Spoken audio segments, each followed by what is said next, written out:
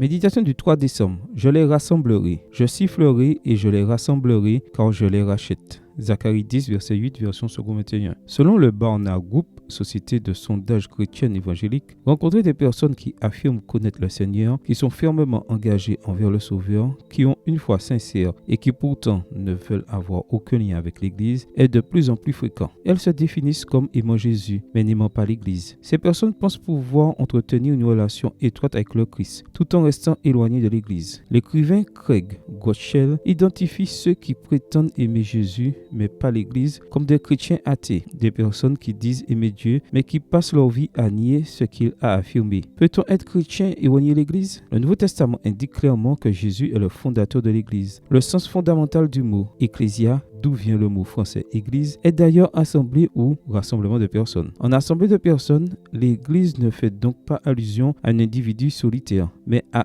une collectivité. Il n'y a pas de christianisme s'il n'est pas vécu en lien avec les autres. L'essence de l'expérience chrétienne trouve son apogée lorsque 2 ou 3 sont réunis parce que le Seigneur est au milieu d'eux. Matthieu 18, verset 20. Comme le dit Jean de la Croix dans les 10 de lumière et d'amour, l'âme seule qui a de la vertu est comme le charbon embrasé qui est seul. Elle ira se refroidissant plutôt qu'à brûler. L'Église est l'instrument que Dieu a établi sur cette terre afin de maintenir notre vie spirituelle, allumée en étudiant, en priant et en se fortifiant les uns les autres lorsqu'une personne choisit de croire. Sa foi l'amène à rejoindre la communauté des croyants qui constitue l'Église du Christ. Dans cette perspective, l'Église est l'ensemble des personnes qui se réunissent parce qu'elles ont entendu l'appel de Dieu et reçu son message. Ce sont celles qui ont entendu l'appel qui nous invite à nous libérer de l'esclavage du monde. Dans l'Église, la promesse de Zacharie s'accomplit. Je sifflerai et je les rassemblerai car je les rachète. Si vous avez entendu ce sifflement, venez rejoindre les rachetés qui sont réunis dans l'Église. Amen. Bonne journée à vous et que le Seigneur vous bénisse.